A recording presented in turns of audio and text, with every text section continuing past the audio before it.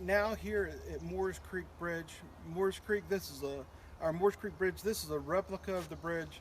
Um, the actual Moores Creek Bridge was wooden. Of course, it's deteriorated a long time ago. This bridge was placed here in 1999 by the Army Corps of Engineers as a model of what it possibly would have looked like. Moores Creek Bridge during the time of the battle probably would have not had handrails.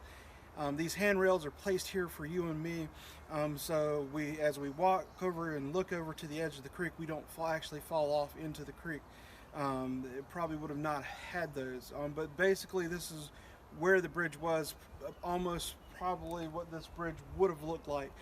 Um, the night before the battle, or the morning of the battle, keep in mind the Patriots have crossed over into the earthworks.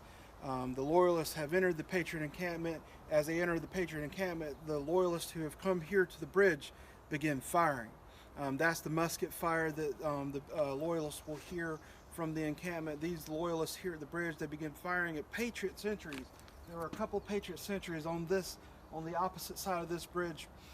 They were standing there. They didn't say anything.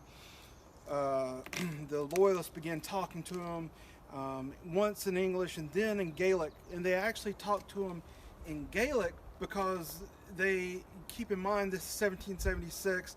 They're out in the dark. They don't know if some of their men had actually gotten to the bridge and actually crossed over. So they wanted to make sure that those were Patriots. When they begin talking to them in Gaelic, the guys over here still don't say anything, and at that point, that's when the Loyalists know these are Patriots on the opposite side of the bridge, and they begin to fire at these Patriots. The Patriots run off up this causeway behind me. Keep in mind, it's about 5 o'clock in the morning. It's pitch dark here in February at 5 o'clock in the morning, so these Loyalists can only see a short distance ahead of them. The Loyalists in the encampment, they come rushing up to these Loyalists here at the bridge. Captain Campbell, who's in charge, looks at Captain McLeod and tells Captain McLeod, the man in charge, hey, we've seen some Patriots, they've run off. Captain McLeod looks at Captain Campbell, Colonel McLeod looks at Captain Campbell and says, why haven't you given chase? And the reason why they haven't given chase is because this bridge had been partially dismantled. He points out that the boards have been taken off the bridge. They've left the sleepers, the long girders that go across, and the Patriots have actually greased these girders with soft soap and tallow, making it very difficult to cross over this bridge. Lieutenant Colonel McLeod will determine to send his men across.